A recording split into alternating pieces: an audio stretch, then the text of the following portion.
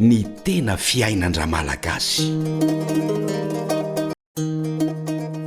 RAKOTOHARIVONY raim-pianakaviana iray misehatra eo amin'ny tontolon'ny fanatanjahatena sy ny fitaizam-batana aratsakafo na irony antsoina hoe personal trainer sy nutritioniste irony. Izy indray no arahintsika eto amin'ny tena fiainan-dra malagasy. RAKOTOHARIVONY anarako dimy amby telopolo taona.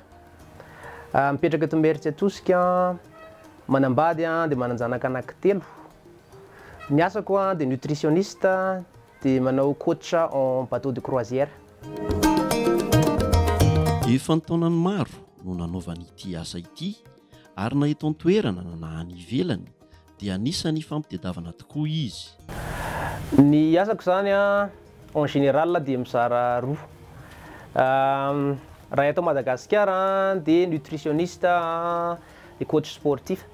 Zany hoe ny eto zany mikarakara ny client sy manara-maso akaiky ny client tsirairay avy. Miankina amin'izay tanjony ao raha ohatra izy ka manena tena na te ho salama fotsiny na manatanjatena. Ny asako any andafy indray nutritionniste sy coach sportif ihany fa andray dia miampy mampianatra yoga, resaka spirituel zany, mampianatra méditation, manampy amin'ny olona hiala amin'ny stress.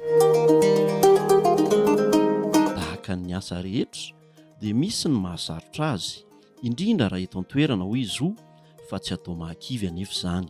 Ny eto an-toerana ny hitako hoe tena fahasarotana angamba aloha hoe ny fahitan'le olona ny valeur ny asa angambany. Izay no malaza azy. Mety tsy dia mitovy kokoa ny valeur nutritionniste eto Madagasikara sy rehefa any andafy. Ohatran'ny hoe any andafy zany ohatran'ny efa mahafantatra kokoa angamba le olona angamba no fanampiny kely. Mifantany hoe ilaina manatona nutritionniste. Dia eto Madagasikara tamin'izaho nanomboka ny asa voalohany nutritionniste teto depuis 2011 2012 dia somary tsy dia fantatry olona loatra zany le hoe nutritionniste dia tsy dia nananasarotra kely zany zay nampianatra ny olona sy nanazatra azy ilaina zany mahay sakafo sy ilaina mianatra amin'ny sakafo.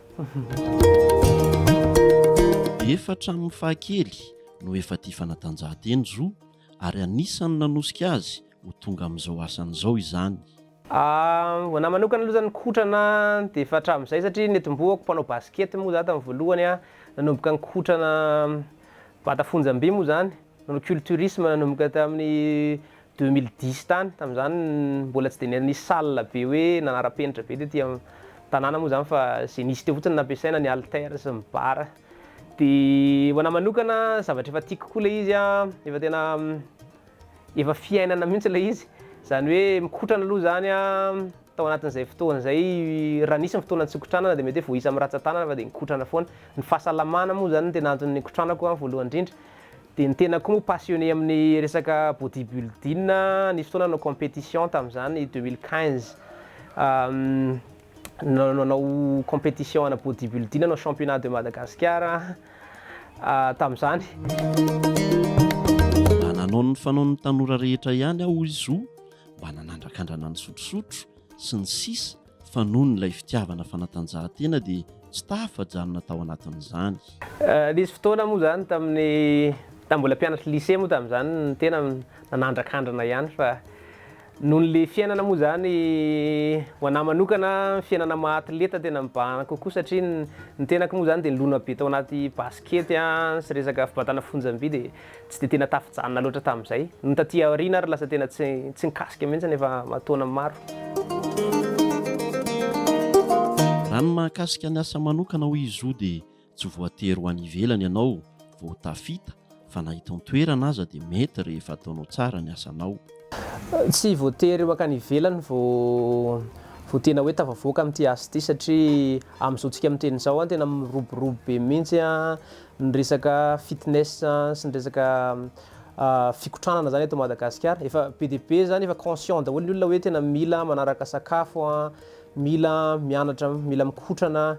Dia fahitako azy efa large be zany le marché eto Madagasikara, efa lasa tena hoe fiainan'le olona le kotrana sy le fahasalamana amin'izao efa somary conscient kokoa ny olona dia hitako hoe tena mety tsara na eto Madagasikara ihany ary. Dia eo misehatra hafa koa moa zany mazava ho azy raha ohatra hoe manana le connaissance fotsiny ianao hainao tsara ny asanao dia hitako tena matavavoaka tsara eto Madagasikara, mila sérieux tsara fotsiny. Rehefa manao zavatra hoy izao dia ataovy tsara hatramin'ny farany, aza hovaina mihitsy ilay tolotra tsara tany am-piandohana rehefa mandroso ny asanao. Afatra ho an'ny tanora sy izay mpiara-misehatra amin'le asa le ataoko dia ny afatra angamba rehefa manao zavatra dia ataovy tsara, dia atao professionnel tsara.